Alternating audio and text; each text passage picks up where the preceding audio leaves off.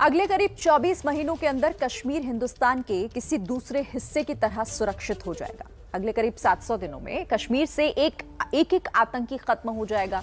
दरअसल ये वादा है जम्मू कश्मीर के उपराज्यपाल का। एक तरफ मनोज सिन्हा ये बयान दे रहे थे तो दूसरी तरफ सुरक्षा बल आतंकियों को ठिकाने लगा रहे थे। पूरी रिपोर्ट देखिए आप। हम आपको भरोसा देना चाहते हैं कि 2 वर्ष बाद जम्मू कश्मीर में आतंकवाद कहीं देखने को नहीं मिलेगा। इस दिशा में भारत सरकार काम कर रही है। जिस समय मनोज सिन्हा जम्मू में ये बात कह रहे थे, उसी समय घाटी में सुरक्षा बल 2 एनकाउंटर में आतंकियों को ढेर कर रहे थे।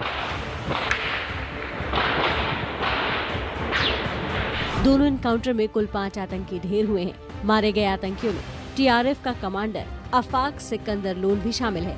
उसके दूसरे साथी की पहचान इरफान मुश्ताक लोन के तौर पर हुई है।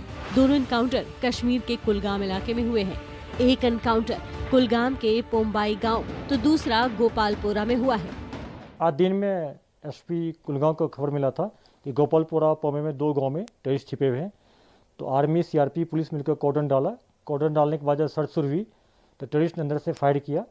फिर इनकाउंटर में तब्दील हो गया और दोनों इनकाउंटर स्टार्ट हो गया। गोपालपुरा में इनकाउंटर खत्म हो गया। वहाँ 2 टेररिस्ट मारे गए हैं।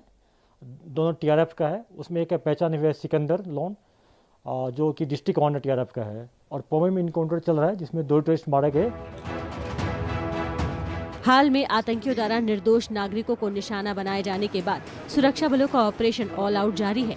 इसी के तहत जम्मू कश्मीर पुलिस ने दक्षिण कश्मीर के पुलवामा जिले में लश्कर-ए-तैयबा के 2 आतंकियों को 2 सहयोगियों को गिरफ्तार किया है।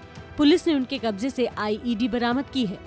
दोनों की पहचान आमिर बशीर डार और शोपिया के मुख्तार अहमद के तौर पर हुई है।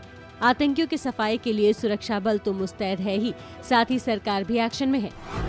केंद्रीय गृह सचिव अजय भल्ला ने बुधवार को जम्मू कश्मीर की सुरक्षा स्थिति की समीक्षा की। करीब 1 घंटे तक चली इस बैठक में जम्मू कश्मीर पुलिस, सीआरपीएफ और बीएसएफ के टॉप अधिकारी शामिल थे। ये बैठक हाल की मुठभेड़ों और आतंकियों द्वारा नागरिकों की हत्या के मद्देनजर बुलाई गई थी।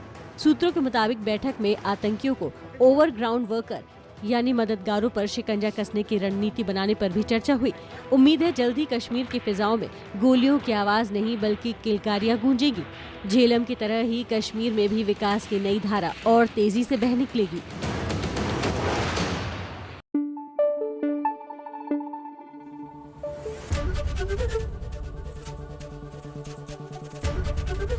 एबीपी न्यूज आपको रखे आगे।